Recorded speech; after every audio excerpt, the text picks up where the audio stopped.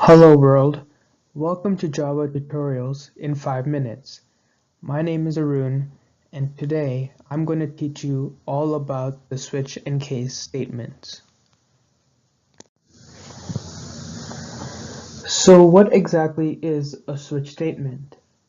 A switch statement is basically a way to control the flow of your programs. A switch statement gives you the option to test a range of values for your variables. Each value is called a case, and the variable being switched on is checked for each case. Switch statements can be used instead of long, sometimes complex, if-else and if statements.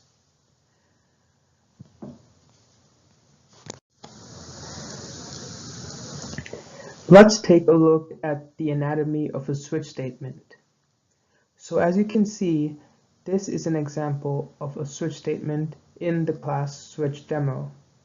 This code declares an int named month whose value represents a month. In this case, the value is 8.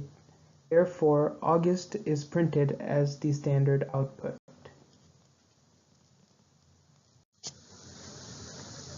So on your right, you can see an example of a switch and case statement for the class switch demo. The body of this switch statement is known as a switch block. A statement in the switch block can be labeled with one or more case or default labels. The switch statement evaluates its expression, then executes all statements that follow the matching case labels.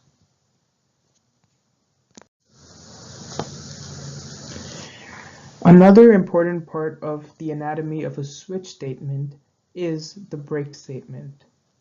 Each break statement terminates the enclosing switch statement. Control flow continues with the first statement following the switch block. The break statements are vital for the switch statement to work properly because without them, the statements in the switch block will fall through. When falling through occurs, the control moves to the matching case, and then execution continues to the statements associated with the next case in the source text. This allows multiple values to match the same point without any special syntax.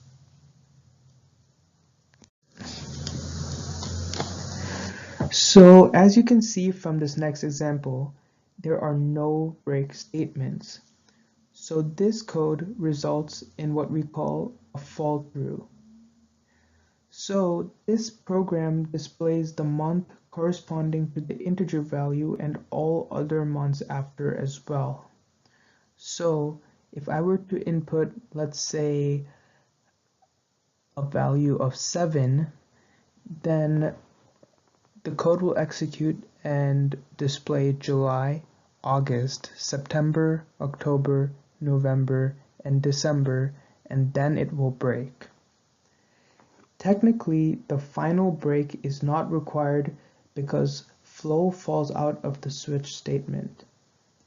Using a break is recommended though, because it will make it easier to modify the code and make it less error prone. There are also two different techniques that can help the effectiveness and the efficiency of switch and case statements. The two different techniques are the multi-case single operation and the multi-case chained operation techniques. Let's take a look at the single operation first. The single operation technique takes advantage of the fact that if there are no breaks below a case statement, it will still continue to execute the next case statement regardless if that case meets its own criteria. In this example, this technique allows 4 different values, the cow, the giraffe, the dog, and the pig, to perform exactly the same task. To your right is an example of a chained operation, where Depending on the provided integer, you can receive different outputs. This code shows you that it will traverse in the order that you put the case statements. And it does not have to be numerically sequential. In JavaScript, you have the ability to mix definitions of strings into these case statements as well. So, if we were to input a value of 2, the code would start at case 2 and print out all the other cases below until it hits the break statement. I hope you found my video about switching case statements helpful. If you have any questions, please leave it in the comment section below. And if you learned something from this video, please hit that thumbs up button. Thank you, and I'll see you next time.